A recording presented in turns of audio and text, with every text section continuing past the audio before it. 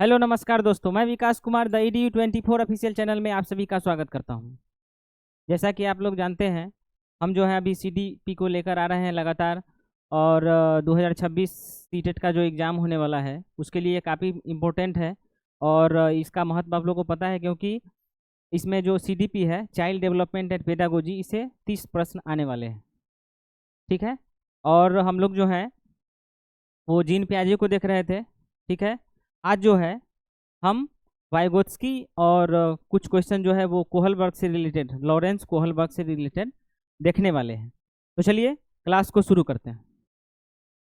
पहला प्रश्न है, वाइगोत्स्की किस सिद्धांत से संबंधित है? तो चलिए इसको पहले देख लेते हैं थोड़ा सा। हमने बताया था आपको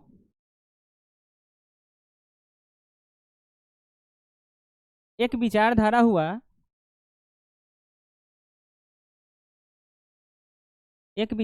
हुआ, जिसका नाम था संरचनावादी विचारधारा। ठीक है, संरचनावादी विचारधारा। और इसके दो महान साइकोलॉजिस्ट हुए। एक का नाम था जीन पियाजे और एक का नाम था लेव वाइगोत्स्की। लेव वाइगोत्स्की गोत्स्की। ठीक है, तो हम लोगों ने इनके बारे में देख लिया है। आज हम लोग मुख्य रूप से इनके बारे में फोकस करने का प्रयास करेंगे। ठीक है। और संरचनावादी विचारधारा क्या कहता है, इसमें समानता क्या है? तो समानता यही है कि जीन पियाजे और लेव वाइगोत्स्की दोनों संरचनावादी विचारधारा के साइकोलॉजिस्ट हैं। और इन्होंने कहा था कि बच्चा जो है वह कोई भी चीज़ अगर सीखता है तो वह सक्रिय और वातावरण से जुड़कर सीखेगा। ये थोड़ा सा हम रिवाइज कर लेते हैं ताकि ठीक रहेगा। वातावरण से संलग्न होकर, संलग्न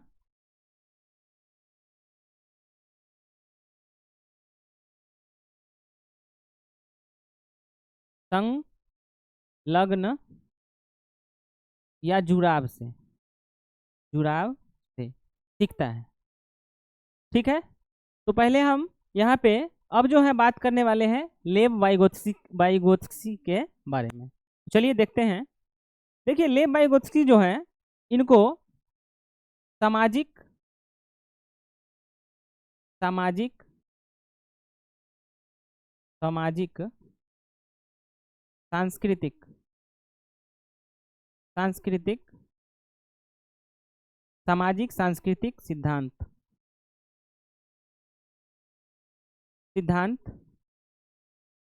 के जनक के रूप में जानते हैं।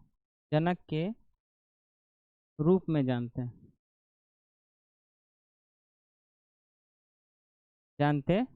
हैं। लेव वाइगोत्स्की जो हैं वो सामाजिक और सांस्कृतिक सिद्धांत के जनक के रूप में जानते हैं हम लोग लेव वाइगोत्स्की को। ठीक है। और यहाँ पे देख सकते हैं कि और इन्होंने एक बात और बताई कि भाषा जो है, लैंग्वेज, इसको इन्होंने ज़्यादा महत्व दिया। लेव वाइगोत्स्की जो हैं, इन्होंने भाषा को ज़्यादा महत्व दिया और विचार को बाद में। ठीक है। अगर पूछा जाए कि लेव वाइगोत्स्की के अनुसार भाषा जो है वो पहले आएगा कि विचार पहले आएगा, तो भाषा पहले आता है। इनको भाषा से ज़्यादा लगाव था। ठीक है ना, इससे ज़्यादा लगाव था, भाषा से ज़्यादा लगाव था। तो पूछा जाता है, ठीक है ना, कि लेव वाइगोत्स्की के अनुसार भाषा पहले या विचार पहले? तो भाषा पहले।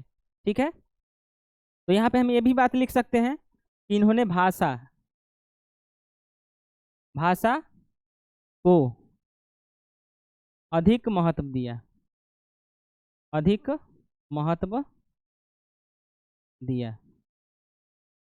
ठीक है, और विचार को बाद में महत्व दिया। यहाँ प्रश्न पूछा गया है कि वाइगोत्स्की किस सिद्धांत से संबंधित है। ठीक है, तो अब आपको समझ में आ गया होगा कि ये प्रश्न क्या कहता है। तो इसका आंसर हो जाएगा सोशियो कल्चर थ्योरी। क्या हो जाएगा? Socio culture theory. तो चलिए नेक्स्ट सवाल पे आते हैं। अब है नेक्स्ट सवाल, वाइगोत्स्की के अनुसार सीखना मुख्यतः किसके माध्यम से होता है? ठीक है, अभी हम तुरंत चर्चा किए हैं। इन्होंने जो थ्योरी दिया, इन्होंने जो थ्योरी दिया, सिद्धांत दिया, उसमें क्या है? समाज है और सांस्कृतिक है। समाज है और सांस्कृतिक है। तो यहाँ पे आप देख सकते हैं, कहाँ लिखा हुआ है? आप देख सकते हैं कि ऑप्शन सी में क्या लिखा हुआ है? Social interaction. क्या लिखा हुआ है? Social interaction. यानी बच्चा जो भी सीखता है ना, वो समाज से जुड़ करके, ठीक है, संस्कृति से जुड़ करके सीखता है। यानी इसका आंसर क्या हो जाएगा इस प्रश्न का? Option C. ठीक है, चलिए नेक्स्ट सवाल पे आते हैं। अब है जेपीडी का पूर्ण रूप क्या है? जेपीडी का पूर्ण रूप क्या है? इस प्रश्न का आंसर बताने से पहले हम थोड़ा कुछ और इसको विस्तार से बताना चाहेंगे, ताकि प्रश्न को समझने में आसानी होगी। ठीक है, चलिए। लेव वाइगोत्स्की जो हुए, इन्होंने कहा कि बच्चा जो है, कोई भी बच्चा जब भी सीखेगा तो वह किसी न किसी के समर्थन के साथ सीखेगा, किसी के सहायता के साथ सीखेगा। किसी का आलंबन होना चाहिए उसमें, यानी सहयोग होना चाहिए, तभी बच्चा सीख पाता है। ठीक है, और इसमें इन्होंने बताया कि बच्चा को जो हम हेल्प कर रहे हैं, सहयोग कर रहे हैं, वो किसके माध्यम से कर रहे हैं? तो इन्होंने दो टर्म दिया। एक का नाम था स्काफ फोल्डिंग और एक का नाम था जेपीडी। एक का नाम क्या था? स्काफ स्काफ फोल्डिंग, और एक का नाम था जेपीडी। तो यहाँ समझेंगे हम लोग, इन्होंने जो सहयोग के लिए, बच्चे बच्चे के सहयोग के लिए इन्होंने दो टर्म दिया। एक का नाम था स्काफ फोल्डिंग और एक दिया जेपीडी, सॉरी जेड, हाँ जेडपीडी, जेडपीडी, इस, sorry ZP, JPD, JP, Z P D. अब इस दोनों टर्म को हम लोग समझ लेते हैं, क्योंकि इसमें ज़्यादा कन्फ्यूजन होता है। ये दोनों टर्म को अगर समझ लेते हैं तो क्वेश्चन को सॉल्व करने में बहुत ज़्यादा आसानी हो जाएगी। ये स्कार्फ फोल्डिंग क्या होता है? स्कार्फ फोल्डिंग का मतलब होता है, शुरू में ही बच्चा अगर बच्चा प्रॉब्लम में हो जाता है, ठीक है, हम चाहते हैं कि वो बाद में हमसे आके कुछ नहीं पूछे, ठीक है ना, तो हम क्या करते हैं कि शुरू में ही उसको हेल्प कर देते हैं। जैसे हमारे हमारे घर के आसपास एक टीचर हैं, ठीक है, वो मैथ के टीचर हैं। जब भी उनसे कोई प्रश्न पूछने जाता है, ठीक है, जब भी मैथ का प्रश्न पूछने जाता था, तो वो क्या करते थे? वो करते थे कि बच्चा का जो जो भी मैथ का समस्या है, ठीक है ना, उसको आधा सॉल्व कर देते थे। आधा क्या करते थे? सॉल्व कर देते थे, और तब जाके उसको दे देते थे। यानी टीचर जो है क्या किया? शुरू में ही उसको सहायता दे दिया। टीचर क्या किया? शुरू में ही उसको सहायता दे दिया। और इस तरह का जो हेल्प है, सहयोग है, इसको हम लोग बोलते हैं स्कार्फ फोल्डिंग। क्या बोलते हैं?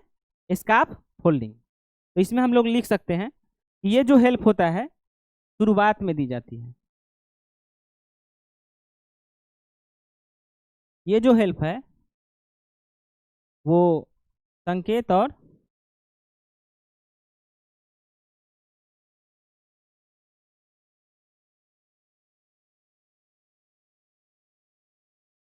ये जो होता है, इसको हम लोग पहले जान लेते हैं हिंदी में क्या क्या बोलते हैं। इसको पार बोलते हैं, ठीक है, सहयोग भी कह सकते हैं,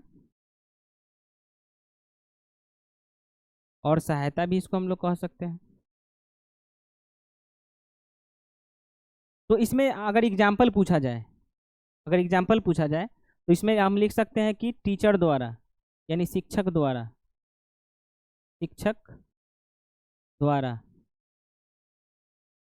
प्रश्न को आधा हल कर देना, यानी आधे प्रश्न को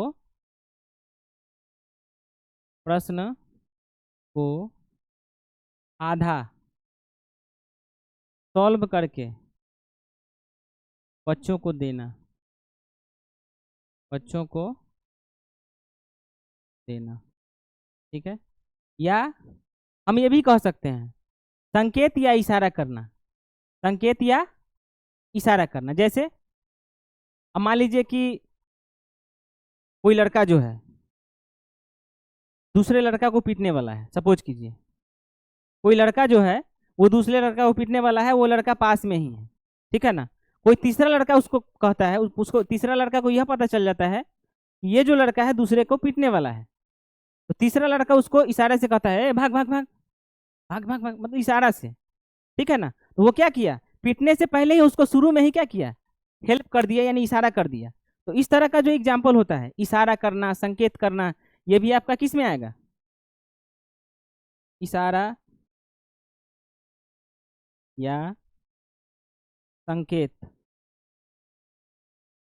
करना। ये भी आपका आ जाएगा स्कार्फ फोल्डिंग में। किस में आ जाएगा, स्कार्फ फोल्डिंग में। अब समझते हैं जेपीडी, इसके बारे में, जेपीडी के बारे में।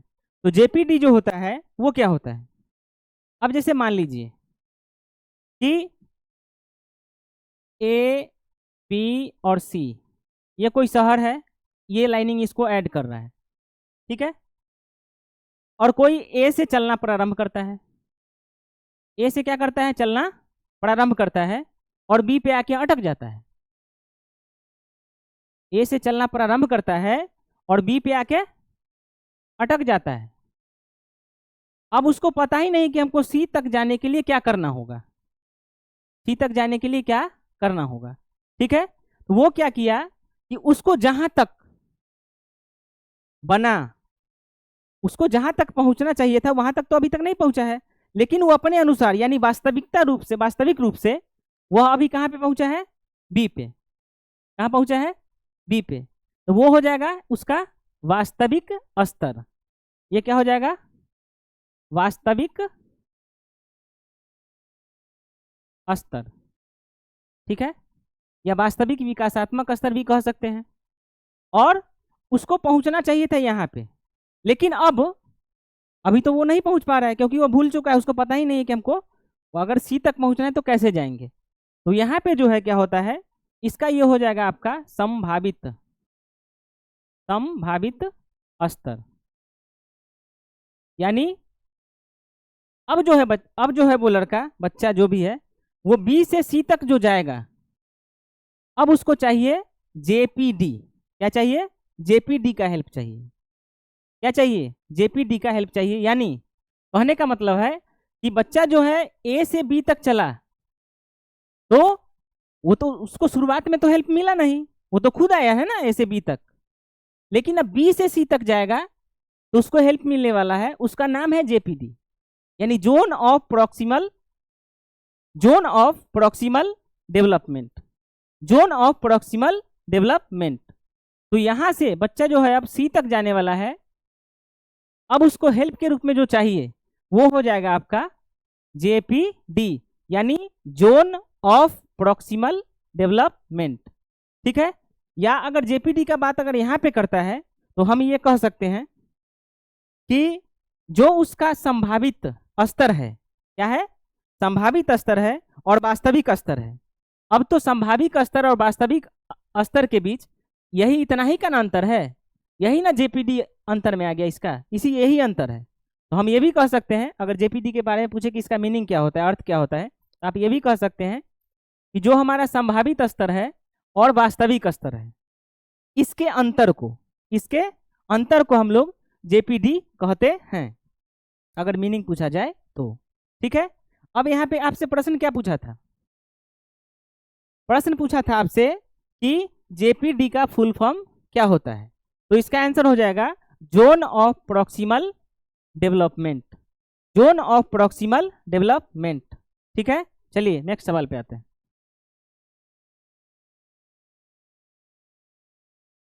देखिए पूछा ना कि जेपीडी रिफर्स टू, यानी जेपीडी का अर्थ पूछा, क्या पूछा, अर्थ। तो अर्थ कहने का मतलब यहाँ पे अभी हम आपको बताए थे कि ए बी सी, यहाँ से कोई लड़का यहाँ तक आता है, ठीक है, लेकिन वो यहीं पे आके अटक जाता है, उसको जाना है यहाँ सी पे।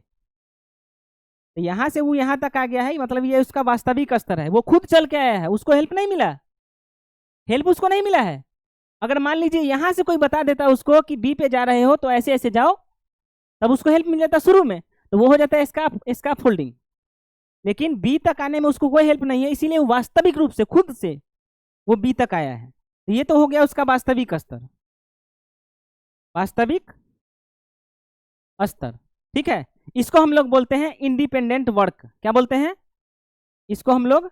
इंडिपेंडेंट। इसी को हम लोग कह सकते हैं इंडिपेंडेंट वर्क के रूप में वो काम किया, मतलब स्वतंत्र रूप से वो खुद आया, ठीक है। और यहाँ पे जो है आपका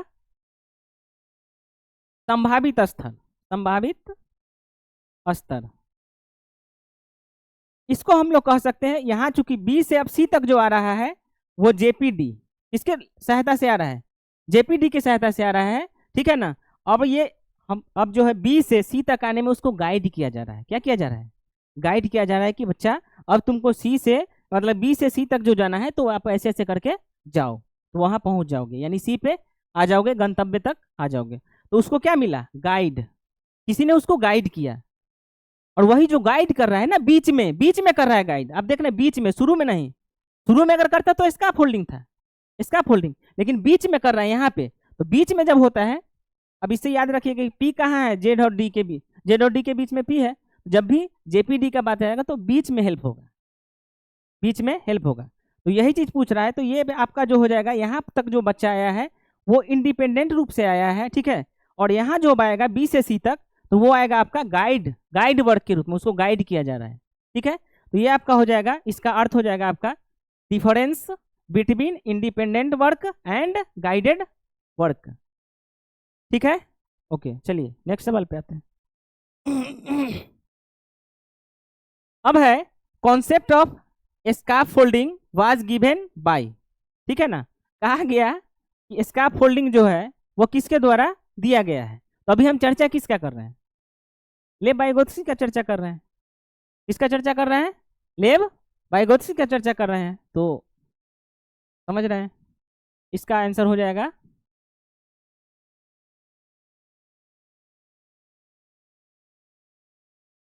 यहाँ भी है, यहाँ भी दो जगह दिया गया है, ठीक है ना।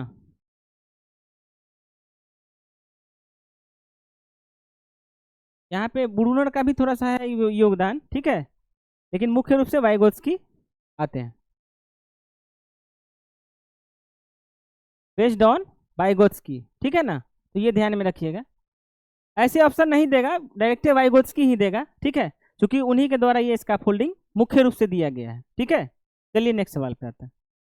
पियाजे के बारे में आपको पता ही पहले से, संज्ञानात्मक विकास का सिद्धांत, 4 स्टेज, ठीक है, साइकोमोटर, प्री ऑपरेशनल, कॉन्क्रीट और फॉर्मल, ये याद रखिएगा। चलिए नेक्स्ट सवाल पे आते हैं। नेक्स्ट सवाल है कि सीखने में भाषा की क्या भूमिका है। तो क्या बोले, जो लेब वाइगोत्स्की है वो भाषा को भी इम्पोर्टेंस ज़्यादा देते हैं, है ना। यानी विचार भी है उनके सामने, लेकिन अगर भाषा और विचार में चुनना होगा उनको तो वो भाषा को चुनते हैं, भाषा को वो सेंटर में रखते हैं, चुनते हैं, बीच में रखते हैं, सेंटर में रखते हैं। तो क्या हो जाएगा इसका आंसर? सेंटर रोल में। क्या हो जाएगा? सेंटर रोल में हो जाएगा। सीखने में भाषा की भूमिका क्या है? सेंटर रोल में है, ठीक है। चलिए नेक्स्ट सवाल पे आते हैं। अब है निजी वाणी किसमें सहायक है, यानी प्राइवेट स्पीच किसमें सहायक है। चलिए थोड़ा सा समझने का प्रयास करते हैं इसको। जैसा कि हम लोग देखे थे कि जीन पियाजे ने जो यूज किया था, अमेरिका का जो एक इंस्टीट्यूशन था, क्या था? इंस्टीट्यूशन। उसमें लगभग 200 बच्चों को उन्होंने बंद कर दिया एक रूम में, और उसको क्या किया? बंद कर दिया, और बंद करके कान लगा के ऐसे सुन रहे थे कि बच्चा क्या कर रहा है, बच्चा क्या कर रहा है। तो बच्चा आपसे अब खुद से बुदबुदा रहा था, खुद से बात कर रहा था, बच्चा खुद से बात कर रहा था। मतलब मान लीजिए कि 200 बच्चे हैं, ठीक है ना, तो एक दूसरे से बात करना चाहिए था, लेकिन वहाँ वो ऐसा हुआ नहीं। बच्चा खुद से ही बात कर रहा था, खुद से ही बुदबुदा रहा था। तो उन्होंने जो है बच्चा को क्या माना? बेवकूफ, बुड़बक, बच्चा एकदम गधा टाइप का है, ठीक है ना। और उन्होंने क्या एक टर्म दिया कि बच्चा जो है वो क्या है, ईगोसेंट्रिज्म है, आत्म केंद्रित है, खुद के बारे में ही सोच रहा है, दूसरे के विचारों के बारे में नहीं सोच रहा है। ठीक है, तो उन्होंने उसको क्या बोला कि बेकार बच्चा है। बच्चा कैसा है, बेकार है, जीन पियाजे के अनुसार। ठीक है, और वो ईगोसेंट्रिज्म का जो टर्म है वो उन्होंने दिया था। लेकिन यहाँ पे वाइगोत्स्की का थोड़ा मायने अलग है, वो जैसे सोच रहे हैं उससे अलग ये सोच रहे हैं। इन्होंने कहा कि यदि बच्चा खुद से बात कर रहा है, खुद से बुरबुरा रहा है, ठीक है ना, बात कर रहा है, तो इसका मतलब है कि वो कोई योजना बना रहा है, वो किसी योजना के तैयारी में है, वो कोई योजना बना रहा है। ठीक ना। और उसको उन्होंने कहा, जैसे हम लोग होता है ना कि हम लोग खुद जैसे कि हम खास करके हम अपने बारे में बोलते हैं कि हम जब चलते हैं रास्ते उसमें तो खुद से बात करते रहते हैं। इसका यह मतलब थोड़ी है कि हम बेवकूफ़ हैं। हम खुद से जो बात करते हैं इसका मीनिंग होता है। ठीक है, जैसे मान लीजिए कि कुछ सोच रहे हैं, कुछ पढ़े हैं, तो उसी को रिकॉल कर रहे हैं मन में, वो हुआ एक तरह का योजना, जिसके बारे में इन्होंने जो है पॉजिटिव बताया, निगेटिव उन्होंने क्या बताया, निगेटिव। यानी जीन पियाजे निगेटिव और ये पॉजिटिव बता रहे हैं कि बच्चा जो है अगर प्राइवेट स्पीच कर रहा है, खुद से बात कर रहा है, तो वो कोई योजना बना रहा है। ठीक है, और उन्होंने उसका नाम दिया सेल्फ रेगुलेशन। क्या नाम दिया, सेल्फ रेगुलेशन। यानी वह स्वयं को क्या कर रहा है, रेगुलेट कर रहा है, स्वयं को वो क्या कर रहा है, रेगुलेट कर रहा है। ठीक है, समझ में आ रहा है। चलिए नेक्स्ट सवाल पे आते हैं।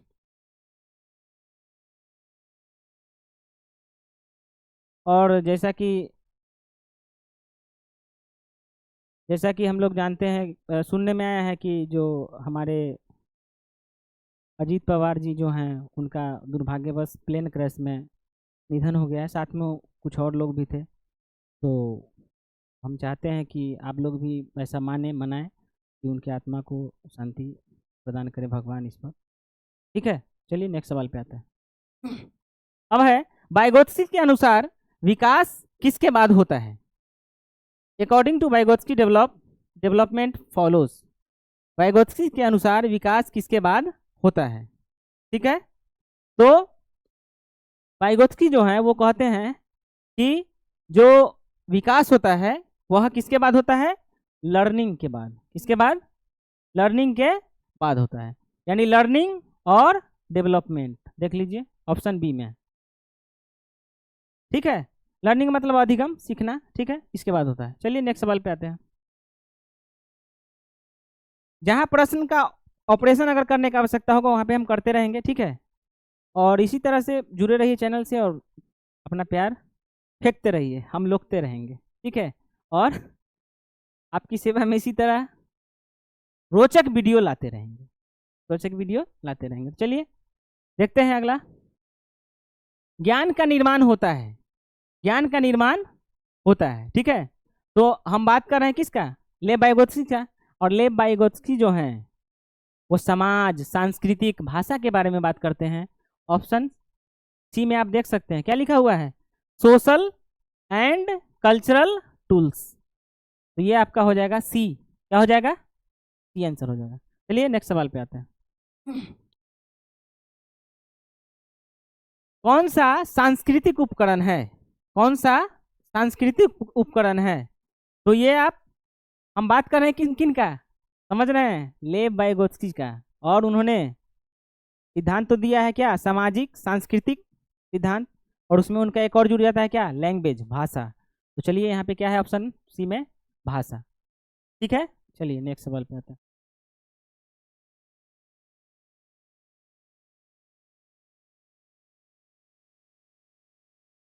अब है यहाँ पे देख लीजिएगा, कुछ वन लाइनर है। ठीक है ना, ये आपको कथन निष्कर्ष के रूप में एग्जाम में पूछा जाता है। तो यहाँ पे दिया है इसमें कि टीचर्स रोल इज मेनली। तो ये टीचर्स जो होता है ना वो क्या करता है, सहयोगकर्ता के रूप में काम करता है। टीचर जो होता है वो फैसिलिटेटर फैसिलेटर के रूप में काम करता है।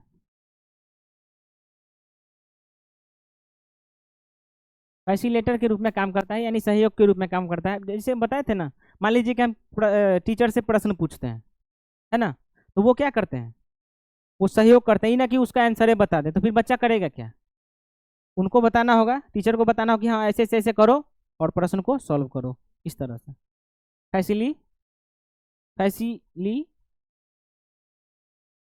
फैसिलेटर। चलो ठीक, नेक्स्ट सवाल पे आते हैं।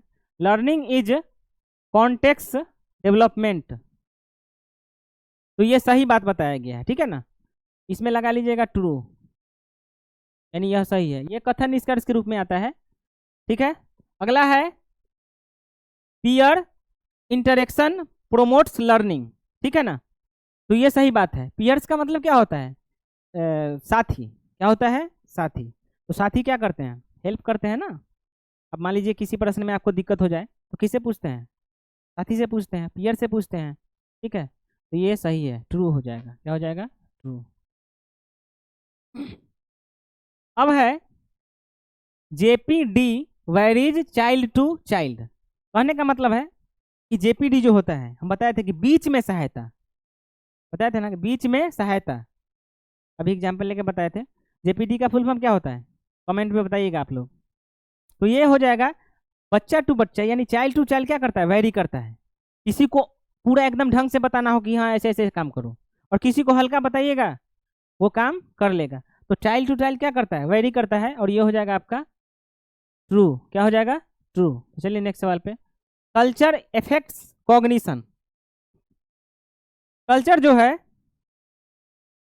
कल्चर जो है वो कल्चर इफेक्ट्स कॉग्निशन, सांस्कृतिक जो होता है ना, वो हमारे संज्ञान को इफेक्ट डालता है, स्ट्रांगली डालता है। अगर आप अच्छा परिवेश में हैं तो आपके जो संज्ञान है, कॉग्निशन है, वो अच्छा होगा। आपके बुद्धि में जो है अच्छे अच्छे बात जाएंगे, ठीक है ना। उसका डेवलपमेंट बेहतर तरीका से होगा।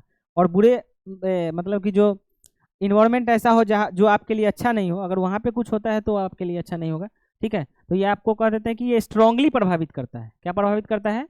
स्ट्रांगली प्रभावित करता है, ठीक है। अगला है कि गाइडेड पार्टिसिपेशन इज इम्पोर्टेंट, ठीक है। तो जाहिर सी बात है, गाइड करना जरूरी है ना। किसी भी समस्या में दिक्कत अगर हो जाता है तो गाइड अगर करते हैं तो लोग सॉल्व कर लेता है, तो ये जरूरी है। तो ये हो जाएगा आपका ट्रू हो जाएगा। क्या हो जाएगा? True. Inner speech develops from, inner speech develops from, देखिए अभी तुरंत हम बताए हैं कि लेव वाइगोत्स्की जो है वो बच्चा के बारे में कहते हैं कि बच्चा जो है ना, अगर खुद से बुदबुदा रहा है, बात कर रहा है, तो वो सेल्फ रेगुलेशन का काम कर रहा है। क्या कर रहा है? Self regulation. और इसका नाम हो गया प्राइवेट स्पीच। क्या हो गया? Private speech. तो इसका हम नाम दे देंगे प्राइवेट स्पीच। बच्चा जब सेल्फ से बात करता है, ठीक है ना, सेल्फ रेगुलेशन करता है, तो इसको हम लोग प्राइवेट स्पीच के रूप में जानते हैं, ठीक है। आगे, social environment is, social environment is essential,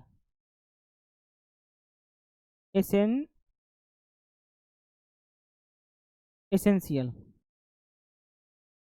जाहिर सी बात है, सामाजिक जो वातावरण होता है वो बेहतर होना चाहिए कॉग्निटिव डेवलपमेंट के लिए, ठीक है ना। वो सामाजिक जो वातावरण है वो काफ़ी ज़्यादा बेहतर होना चाहिए बच्चा के डेवलपमेंट के लिए, ठीक है। अब समाज से ही लोग अच्छा बनता है, समाज से ही लोग बुरा बनता है, तो इसीलिए जो है ये काफ़ी ज़्यादा एसेंशियल हो जाता है, ठीक है। अब है 19, 19 में है कि चाइल्ड इज। तो चाइल्ड जो होता है, देखिए जीन पियाजे और वाइगोत्स्की दोनों में क्या समानता है कि दोनों बताएं कि बच्चा जो है वो एक्टिव होकर सीखेगा। बच्चा कैसे सीखेगा? एक्टिव होकर के सीखेगा, और वातावरण से संलग्न होकर जुड़ करके सीखेगा। तो बच्चा क्या हो जाएगा? Active learner. क्या हो जाएगा? Active learner, learner. चलिए ठीक है। अब है 20, इंस्ट्रक्शन शुड बी। तो इंस्ट्रक्शन जो होना चाहिए वो कैसा होना चाहिए? कोलाबोरेटिव। कोलाबोरेटिव का क्या मतलब होता है? सहयोगात्मक होना चाहिए, है ना, सहयोग से होना चाहिए। Instruction should be collaborative. जो भी इंस्ट्रक्शन हो ना, तो सभी के सहयोग से हो तो ज़्यादा बेहतर रहता है ना। तो ये आपका हो जाएगा इंस्ट्रक्शन शुड बी कोलाबोरेटिव। चलिए नेक्स्ट सवाल पे आता है। अब है language shapes through thought, language shapes thought. तो ये हो जाएगा आपका, जाहिर सी बात है, भाषा जो है ना वो विचार को क्या देता है? आकार देता है। तो सही बात है ना, ये हो जाएगा आपका ट्रू। क्या हो जाएगा? ट्रू। उसके बाद है कि knowledge is not fixed. Knowledge is not fixed, जाहिर सी बात है, नॉलेज में परिवर्तन आते रहता है, ठीक है ना, चेंजिंग आते रहता है। तो ये हो जाएगा आपका ट्रू। क्या हो जाएगा? ट्रू। अगला है, ये सब प्रश्न जो होते हैं, क्वेश्चंस, ये कथन निष्कर्ष के रूप में आते हैं, ठीक है। तो वो हमने सोचा कि इसे चलिए इसको भी करवा देते हैं, इससे भी आप लोगों को क्या हो जाए, बेनिफिट हो जाए। चलिए, उसके बाद है कि teacher should be diagnose ZPD। ये हो जाएगा आपका ट्रू। टीचर को जो है वो कैसा होना चाहिए, जेपी क्या बोलते हैं इसको, ZPD होना चाहिए, है ना, हेल्प के रूप में काम करना चाहिए, फैसिलिटी जो होता है फैसिलिटेटर, इसके रूप में काम करना चाहिए। चलिए, यहाँ पे हमने आपसे पूछा था कि ZPD का फुल फॉर्म क्या होता है, ठीक है ना, तो कमेंट बॉक्स में आप लोग बताइएगा ZPD का फुल फॉर्म। नेक्स्ट है 24, इम्फेसिस ऑन डायलॉग। तो इसका हो जाएगा ट्रू। हमारा जो वाक्य होता है, ठीक है ना, डायलॉग होता है, वो क्या होना चाहिए, प्रभाव वाला होना चाहिए, प्रभावपूर्ण होना चाहिए, यही बात बोला है, तो ये होना चाहिए ना। अब जैसे हम बोल रहे हैं, सामने वाला को फर्क नहीं पड़ रहा है, तब बेकार है ना। हमारा जो डायलॉग हो, वाक्य है, वो कैसा होना चाहिए, प्रभाव वाला होना चाहिए। अगला है 25, learning is meaningful when social. Learning is meaningful when social, ठीक है ना। लर्निंग कैसा होना चाहिए, मीनिंगफुल होना चाहिए। कैसा होना चाहिए, मीनिंगफुल होना चाहिए। उसके बाद नेक्स्ट सवाल है, tools include symbols and science. तो ये क्या हो जाएगा आपका, ट्रू हो जाएगा। टूल्स जो होता है वही, टूल्स का मतलब क्या है, समाज, सांस्कृतिक और भाषा, ये सब क्या है, टूल्स हैं। तो ये क्या हो जाता है, इंक्लूड करता है इसमें सिंबल्स के रूप में। नेक्स्ट है 27 क्वेश्चन नंबर, कि एडल्ट सपोर्ट इज टेम्पोररी, ठीक है ना। तो ये हो जाएगा ट्रू। एडल्ट जो होता है वो जो है सपोर्ट करते हैं, वो टेम्पोररी होता है। क्या होता है, टेम्पोररी, अस्थाई। नेक्स्ट है कि इंडिपेंडेंट परफॉर्मेंस कम्स लेटर। तो ये हो जाएगा ट्रू। क्या हो जाएगा, ट्रू। तो यहाँ पे जो है स्वतंत्र रूप से अगर हम लोग परफॉर्मेंस करते हैं तो उसका परिणाम जो है वो बाद में आता है, ये सही बात है, ट्रू हो जाएगा इसका। नेक्स्ट सवाल है कि 29 में, कि क्लासरूम शुड बी इंटरेक्टिव। तो ये सही होना चाहिए। अब क्लासरूम में हम जाएंगे और ऐसा पढ़ाएंगे कि हम ही को समझ में आए, तब बच्चा क्या करेगा, इंटरेक्टिव होना चाहिए ना। हम इधर से सवाल पूछे, बच्चा को उधर से जवाब देना है, ध्यान, मतलब इस तरह से बताना है कि बच्चा हम पे ध्यान रखे, अट्रैक्टिव करके रखे, ठीक है ना। वो एक दूसरे से बात विचार, वो हमसे, हम उससे सवाल अगर पूछते हैं तो वो जवाब दे, ध्यान रखे टीचर पे, तो क्या होता है, इंटरेक्टिव होता है। ये क्या है, सही है। Assessment should be dynamic. मूल्यांकन जो होना चाहिए वो कैसा होना चाहिए, परिवर्तनशील होना चाहिए। कैसा होना चाहिए, मूल्यांकन परिवर्तनशील होना चाहिए। चलिए नेक्स्ट सवाल पे आते हैं। अब है कुछ प्रश्न हम लोग कोहलबर्ग से रिलेटेड भी देख लेते हैं। देखिए, हम लोग जो है संरचनावादी विचारधारा के दो साइकोलॉजिस्ट हैं, उनके बारे में पढ़ लिए, ठीक है। एक का नाम जीन पियाजे और दूसरा का नाम वाइगोत्स्की। और सौभाग्यवश दोनों का जन्म 1896 में ही हुआ था, ठीक है।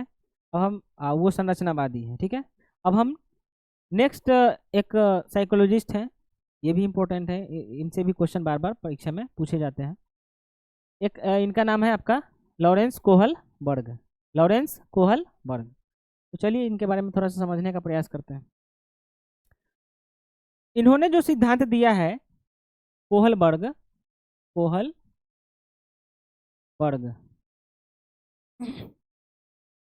इन्होंने जो सिद्धांत दिया,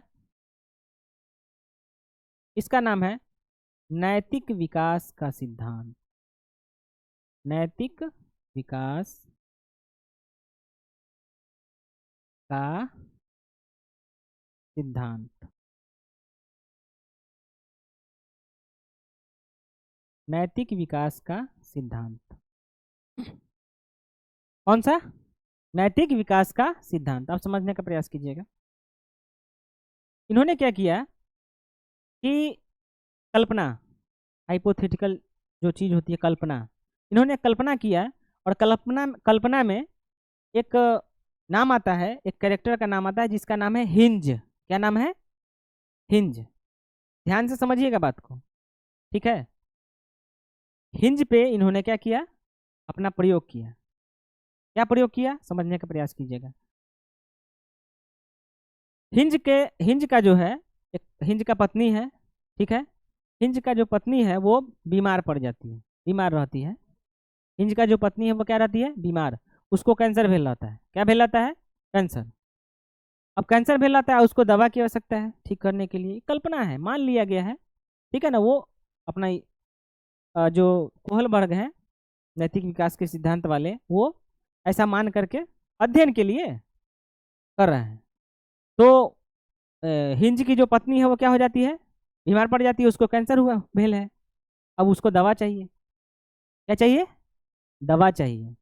और अब वो दवा की तलाश में जो है इधर उधर भटक रहा है। उसको पता चलता है कि आसपास ही इस दवा का खोज हो चुका है, जिस दवा को हम अगर ले आकर अपना पत्नी को खिलाएंगे, हिंज हिंज अगर उस दवा को ला करके अपने पत्नी को खिलाता है तो पत्नी क्या हो जाएगा?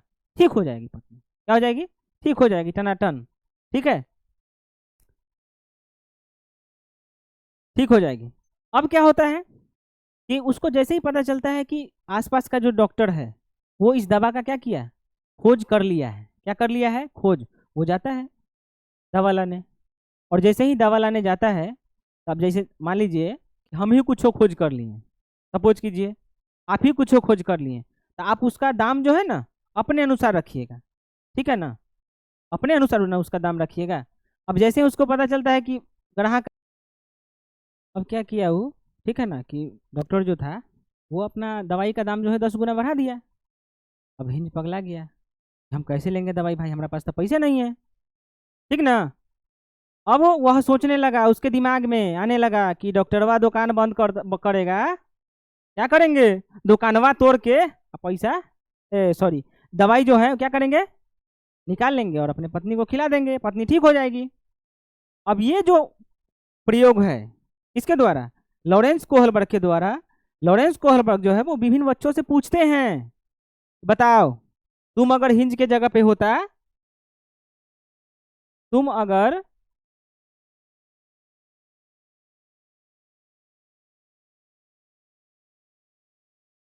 तुम अगर हिंज के जगह पे होता तो क्या करता?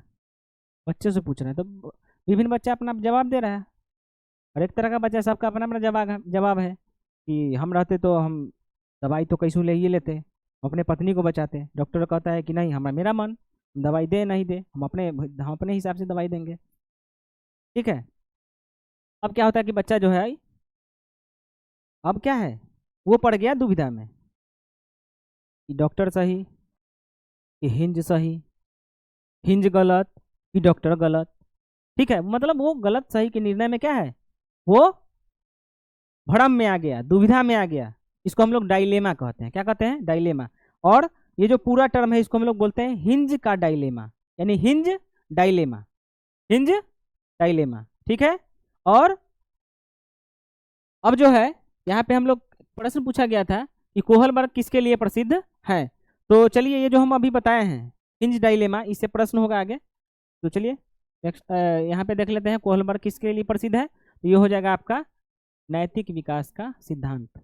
इसके लिए नैतिक विकास का सिद्धांत यानी moral development theory, moral development theory, ठीक है। नैतिक का क्या मतलब होता है? जब आप गलत सही में फर्क निकालने लगते हैं, आपको गलत सही का फर्क पता चलता है, वही क्या है? नैतिकता है, वही मोरलिटी है, ठीक है। चलिए नेक्स्ट सवाल पे। अब है कोहलबर्ग ने कितने स्तर बताए हैं, ठीक है। कोहलबर्ग के अनुसार कितने स्तर हैं, कितने स्तर हैं? तो चलिए समझने का प्रयास करते हैं। कोहलबर्ग जो है नैतिक विकास के सिद्धांत के, नैतिक विकास के सिद्धांत के कितने स्तर बताए हैं, देखते हैं। चलिए ये आपका हो गया कोहल वर्ग। क्या हो गया? कोहल वर्ग, ठीक है। इन्होंने नैतिक विकास, नैतिक विकास के सिद्धांत। नैतिक विकास सिद्धांत के इन्होंने 3 स्तर बताया। कितने स्तर बताया? 3 स्तर। ठीक है। एक का नाम है प्री कन्वेंशनल। Pre conventional. एक का नाम क्या है? Pre conventional. अब एक का नाम है कन्वेंशनल। कन्वेंशनल अभी समझाएंगे। Conventional, conventional. और एक का नाम है पोस्ट कन्वेंशनल। Post conventional. इन्होंने नैतिक विकास के सिद्धांत के 3 स्तर बताए। प्री कन्वेंशनल, कन्वेंशनल और पोस्ट कन्वेंशनल। प्री लगल रहेगा तो पहला स्टेज हो जाएगा, पहला लेवल हो जाएगा। क्या हो जाएगा? पहला लेवल। प्री हटा दीजिएगा तो दूसरा लेवल में आ जाइएगा। देखिए यहाँ पे प्री लगा हुआ है तो पहला स्टेज, पहला लेवल हो गया इसका स्तर। ठीक है। प्री हटा दिए तो दूसरा लेवल हो गया। और यहाँ पे पोस्ट लगा दिए तो क्या हो जाएगा? तीसरा लेवल। तीसरा लेवल। इसको हम लोग बोलते हैं पूर्व नैतिक। पूर्व नैतिक, नैतिकता। पूर्व नैतिकता इसको बोलते हैं नैतिकता। इसका कई नाम है। ठीक है। और इसको बोलते हैं पश्य नैतिकता। नैतिकता। देखिए इसका नाम जो है आपका पूर्व परंपरागत भी कह सकते हैं, और इसको परंपरागत भी कह सकते हैं, इसको पश्य परंपरागत भी कह सकते हैं। तो इस तरह से इसका हिंदी में कई नाम है। लेकिन इंग्लिश का टर्म अगर याद रखिएगा तो कम आपको याद करना पड़ेगा, समझना पड़ेगा। इंग्लिश में आप लोग याद रखिएगा कि इन्होंने जो क्या बोले नैतिक विकास का जो सिद्धांत दिया है वो इसके अंतर्गत इन्होंने 3 स्तर बताए। कितने स्तर बताए? 3। Pre conventional, conventional, post conventional. Pre conventional, conventional और पोस्ट कन्वेंशनल। ठीक है। तो चलिए इस सवाल का आंसर क्या हो जाएगा? इस सवाल का आंसर हो जाएगा बी। क्या हो जाएगा? बी। ठीक है। अब चलिए आते हैं नेक्स्ट सवाल पे। अब है यहां पूछा गया है कि टोटल स्टेज आर, कुल चरण, लेवल 3 होता है।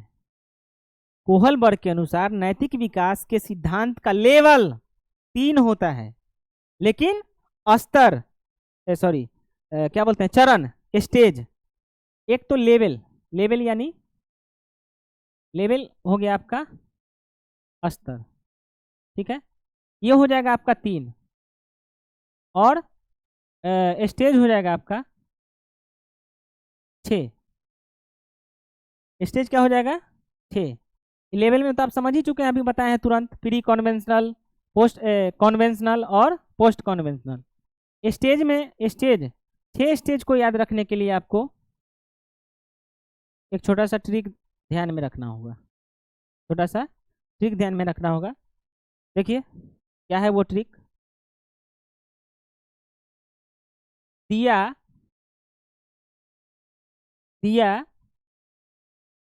अच्छा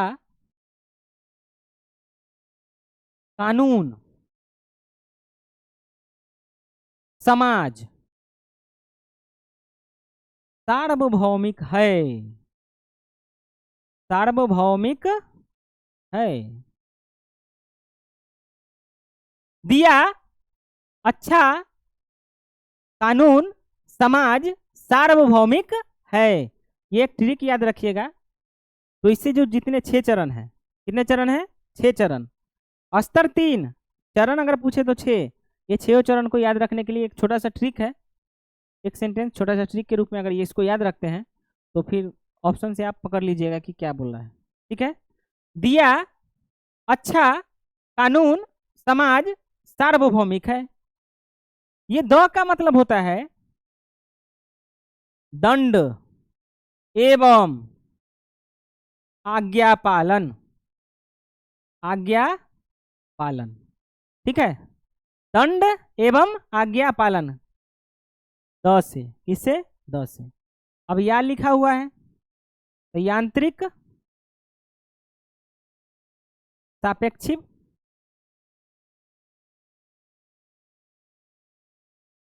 यांत्रिक सापेक्षिक अभिमुखता, अभिमुखता। ठीक है। द से दंड एवं आज्ञा पालन, दंड एवं आज्ञा पालन। या से यांत्रिक सापेक्षिक अभिमुखता, यांत्रिक सापेक्षिक अभिमुखता। ठीक है।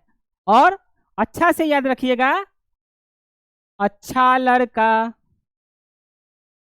अच्छा लड़का, अच्छा लड़की, अच्छा लड़की, अच्छा लड़का, अच्छा लड़की, अभिविन्यास, अभिविन्यास। अच्छा लड़का, अच्छा लड़की, अभिविन्यास। अच्छा से याद रखिएगा। ठीक है। अब है नेक्स्ट कानून। कानून यानी इसका हो जाएगा कानून एवं व्यवस्था, कानून एवं व्यवस्था, वही अवस्था, कानून एवं व्यवस्था। ठीक है। और समाज का हो जाएगा सामाजिक अनुबंध। क्या हो जाएगा? सामाजिक अनुबंध। समाज का अगर ले लेते हैं तो इसका क्या हो जाएगा? सामाजिक अनुबंध। अभी समझाएंगे बारी बारी से। अनुबंध, सामाजिक अनुबंध। और सार्वभौमिक का मतलब होता है, सार्वभौमिक का मतलब होता है सार्वभौमिक भौमिक नैतिकता, नैतिकता। ठीक है। तो ये एक छोटा सा ट्रिक है। दिया, अच्छा, कानून, समाज, सार्वभौमिक है। दिया, अच्छा, कानून, समाज, सार्वभौमिक है। 4 बार 5 बार बोलिएगा ना, दिमाग में आ जाएगा। ठीक है। और ये 6 चरण जो है चुटकियों में उड़ा दीजिएगा, चुटकियों में उड़ा दीजिएगा। ठीक है। अब देखिए यहाँ पे दिया, अच्छा, कानून, समाज, सार्वभौमिक है। अब ये 6 चरण जो है, अब इसमें देख लीजिए, ये जो आपका है ये आपका चरण फर्स्ट हो गया। समझिएगा ध्यान से। ये दंड और आज्ञा पालन क्या हो गया? चरण फर्स्ट। और दूसरा हो जाएगा ये यांत्रिक सापेक्षिक अभिमुखता, यांत्रिक सापेक्षिक अभिमुखता। और तीसरा हो जाएगा आपका, यहां पे देख लीजिएगा, तीसरा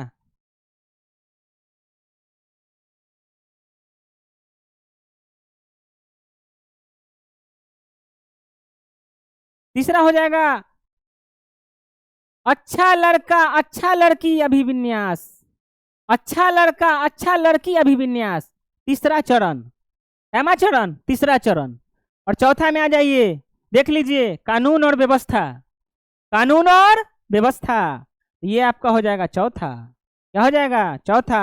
सामाजिक जो है, सामाजिक अनुबंध, ये आपका हो जाएगा 5वां चरण। और सार्वभौमिक नैतिकता जो है वो आपका हो जाएगा 6ठा चरण। क्या चरण? 6ठा चरण। तो ये जो है ट्रिक, इसको आप लोग ध्यान में रखिएगा। ध्यान में रखिएगा तो चरण एकदम चढ़ने पे रहेगा, उड़ाते रहिएगा। ठीक है। यहाँ पे देख लीजिए, दिया, अच्छा, कानून, समाज, सार्वभौमिक है। दिया, अच्छा, कानून, समाज, सार्वभौमिक है। ठीक है। द से हो गया दंड एवं आज्ञा पालन। या से हो गया यांत्रिक सापेक्षिक अभिमुखता। अच्छा से हो गया अच्छा लड़की, अच्छा लड़का, अच्छा लड़की, अभिविन्यास। कानून से हो गया कानून और व्यवस्था। और समाज से हो गया समाज अनुबंध, सामाजिक अनुबंध। और सार्वभौमिक से हो गया सार्वभौमिक नैतिकता। क्या पूछा गया आपसे प्रश्न? अब तो सॉल्व कर लीजिए ना। कुल चरण कितने हैं? तो लगाइए ऑप्शन बी में। कुल चरण कितने हो जाएंगे? 6। कितने हो जाएंगे? 6। चलिए इसी के साथ हम लोग नेक्स्ट सवाल पे आते हैं। अब है फर्स्ट लेवल। कै गो लेवल? 3 गो लेवल। कै गो लेवल? सॉरी,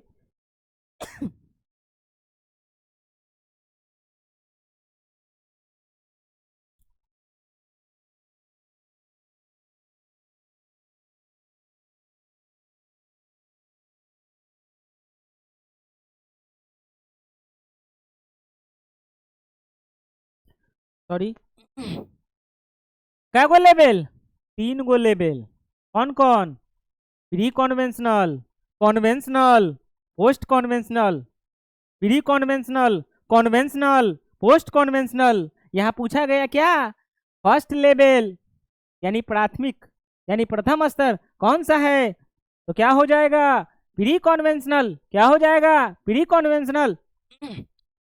कॉन्वेंशनल आपका ये हो गया आपका फर्स्ट लेवल, कॉन्वेंशनल हो जाएगा आपका सेकेंड लेवल, पोस्ट कॉन्वेंशनल जो हो जाएगा वो आपका क्या हो जाएगा? Third level. क्या हो जाएगा? Third level. चलिए नेक्स्ट सवाल पे आते हैं। दंड से बचने हेतु आज्ञा पालन किस चरण में आता है? अब देखिए वो जो चरण याद करवाए हैं, चरण जो हम समझाने का प्रयास किए ट्रिक के माध्यम से, वो आपका आएगा। देख लीजिए अभी क्या चर्चा किए थे, फिर से लिखते हैं। देखिए ध्यान दीजिएगा बातों पर। दिया, अच्छा, कानून,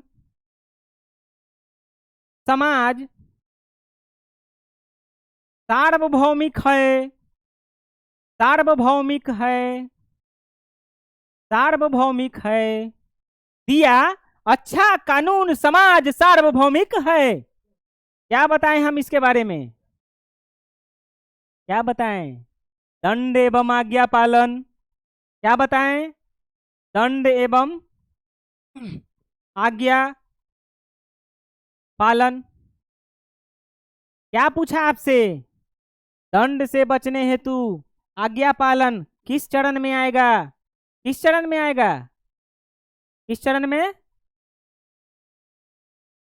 देख लीजिए स्टेज फर्स्ट है, चरण फर्स्ट है। पकड़ा रहा है ट्रिक से, ये ट्रिक रखिएगा ना याद, तो चरण चरण उड़ेगा। यांत्रिक, सापेक्षिक, यांत्रिक, सापेक्षिक, ये इसमें आता है दूसरा में, दूसरा चरण में। अच्छा लड़का, लड़की, अच्छा लड़का, अच्छा लड़की, ये हो जाएगा तीसरा में। ये कानून हो जाएगा, कानून एवं व्यवस्था। चौथा में समाज अनुबंध हो जाएगा, सामाजिक अनुबंध। पांचवा में सार्वभौमिक नैतिकता। छठा में ये हम लोग देख चुके हैं। चलिए नेक्स्ट सवाल पे आते हैं। अब है अच्छा लड़की, अच्छा लड़का, अच्छा लड़की अभिविन्यास। अभी तुरंत चर्चा हुआ है, आप ही लोग बताइए क्या होगा इसका आंसर? धराधर उड़ाइए क्वेश्चन को, प्रश्न को धराधर उड़ाइए। स्टेज तीसरा, अच्छा लड़का, अच्छा लड़की अभिविन्यास, प्रश्न पूछा गया आपसे। चलिए नेक्स्ट सवाल पे आते हैं। अब है लॉ एंड ऑर्डर स्टेज, कानून और व्यवस्था किस चरण में आते हैं? बताइए किस चरण में आते हैं? क्या बोले थे हम? दिया, अच्छा, कानून, समाज, सार्वभौमिक है। तो दिया द फर्स्ट या सेकेंड, उसके बाद अच्छा हो जाएगा तीसरा, और कानून हो जाएगा चौथा। क्या लिखा हुआ है? कानून और व्यवस्था किस चरण में आएंगे? चौथा चरण में आएंगे, यानी इसका उत्तर हो जाएगा ऑप्शन नंबर सी। ध्यान रखिएगा। चलिए नेक्स्ट सवाल पे आते हैं। अब है highest stage is, highest stage is यानी सर्वोच्च चरण कौन सा है? चर्चा किसमें है? यूनिवर्सल का। किसमें? छठा में, तो वो ही ना होगा यूनिवर्सल। ये हो जाएगा आपका ऑप्शन नंबर सी। क्या हो जाएगा? Option number C. चलिए नेक्स्ट सवाल पे आते हैं। अब है नैतिक तर्क निर्भर करता है, moral reasoning depends, moral reasoning, नैतिकता। देखिए आपका जो बुद्धि जैसा रहेगा उसने ना काम कीजिएगा। किस पे डिपेंड करेगा? कॉग्निटिव पे। किस पे? कॉग्निटिव पे। तो ये आपका आंसर हो जाएगा option number C, option number C. चलिए नेक्स्ट सवाल पे आते हैं। कोहलबर्ग ने कौन सी विधि अपनाई? कौन सी विधि अपनाई? हिंज का डायलेमा, हिंज का डायलेमा। ठीक है, अब यहाँ ध्यान दीजिएगा क्या है ऑप्शन में, देख लीजिए। मोरल, नैतिक विकास का सिद्धांत, नैतिक विकास का सिद्धांत किसने दिया? कोहलबर्ग ने। और उन्होंने क्या अपनाया था? हिंज का भी बताया ना डायलेमा। पत्नी बीमार पड़ जाती है, पता भी किए हैं। ठीक है, नेक्स्ट सवाल। अब है यहाँ पे फिर से आ गया वन लाइनर, यानी जो कथन निष्कर्ष में पूछे जाते हैं। Heinz dilemma is related to moral reasoning. Moral के अनुसार काम करेगा लोग, मॉडल रीजनिंग, रीजनिंग। ठीक है, यहाँ हो जाएगा आपका, ठीक है, moral reasoning. Stage are universal, yes सही बात है, ये हो जाएगा आपका यस। नेक्स्ट है everyone reach stage 6, no. देखिए सार्वभौमिक, सार्वभौमिक मतलब जो यूनिवर्सल है वो तो सब नहीं हो सकता है ना। अब है नेक्स्ट सवाल, चौथा में, मॉडल डेवलपमेंट इज सिक्वेंशली होता है, सही है ये। उसके बाद है कैन नॉट स्किप स्टेज, ये भी सही है, आप स्टेज को स्किप नहीं कर सकते हैं, सीरियली ही ना चलेंगे। पनिशमेंट फोकस प्री कॉन्वेंशनल होता है, क्या होता है, प्री कॉन्वेंशनल। सोशल अप्रूवल ये आता है आपका स्टेज 3 में, आता है स्टेज 3 में। चलिए आगे, 48 में है ऑथोरिटी रेस्पेक्ट, स्टेज, इसमें आ जाएगा स्टेज 4। नेक्स्ट है सोशल कॉन्ट्रैक्ट, स्टेज 5। ये सब कथन निष्कर्ष का प्रश्न है, ठीक है ना, तो इसमें ज़्यादा डिस्कस नहीं करेंगे। स्टेज 5। अब है एथिकल प्रिंसिपल्स, तो ये आ जाएगा स्टेज, हाँ जैसे कि मान लीजिए कि यदि इस तरह का सवाल आपको दिखाई देता है कथन निष्कर्ष में, तो इस तरह का आंसर ही यहाँ वहाँ मान्य होगा। इस सबको थोड़ा, ये सबको भी थोड़ा ध्यान में रखिएगा। ठीक है, नेक्स्ट पे आता है। अब है teacher should be promote discussion, तो टीचर जो है, जाहिर सी बात है, टीचर को क्या करना चाहिए, डिस्कशन प्रोमोट करना चाहिए, बच्चा आपस में प्रश्नों को सॉल्व करे, है ना, एक दूसरे से मिलकर सॉल्व करे। Model education is possible, yes हो जाएगा, सही बात है। मॉडल एजुकेशन जो है बेस्ड ऑन पियाजे, यस। नेक्स्ट है emphasis on reasoning not behaviour, ये भी हो जाएगा करेक्ट। अब है रिवार्ड्स आर लेस इम्पोर्टेंट, ये सही बात है, ट्रू। डेमोक्रेटिक क्लासरूम हेल्प, ये हो जाएगा यस। नेक्स्ट है मोरल डायलेमाज इनकरेज थिंकिंग, ये हो जाएगा थिंकिंग यानी yes. Moral growth is slow, yes. Next cognitive conflict promotes growth, correct. Next है repeated frequently ask stage, yes. चलिए आते हैं नेक्स्ट सवाल पे। ओ चलिए, तो इतना ही तक मेरा सेवा रहा आज के लिए।